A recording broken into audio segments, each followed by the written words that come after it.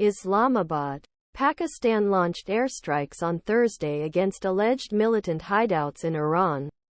Iran retaliated for a similar attack 2 days earlier, killing at least 9 people and increasing tensions between the neighbors at a time when conflict in the region is escalating.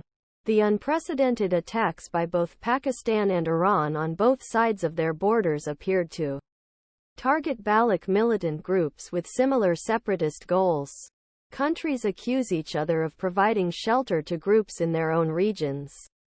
The flare-up between Iran and Pakistan comes after the Middle East remains unstable due to Israel's war with Hamas in the Gaza Strip and Iran's airstrikes on Iraq Syria late Monday.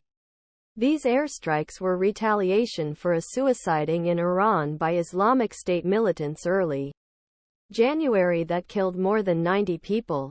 Iran and nuclear-armed Pakistan have long been suspicious of militant attacks on each other. But analysts say this week's tit-for-tat attacks are at least partly in response to domestic political pressures. Iran has been struggling with unrest against its theocracy and has faced pressure to take action since the Islamic State suicide attack.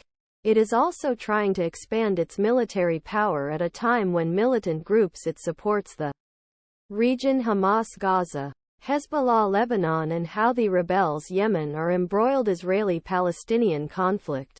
Pakistan, meanwhile, failed to withstand Iran's airstrikes on Tuesday and faces critical general elections in February in which its military is a powerful political force. The government and the military are under huge pressure, said Abdullah Khan, an analyst at the Pakistan Institute of Conflict and Security Studies. Iran's celebrated attack in its media and Pakistani public perception of a strong army is not what it used to be, so it had to respond.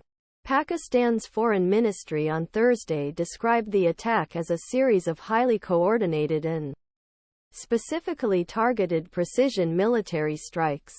In a statement, the ministry said it had credible intelligence that large-scale terrorist acts are imminent and pledged an unwavering determination to protect and defend its national security against all threats.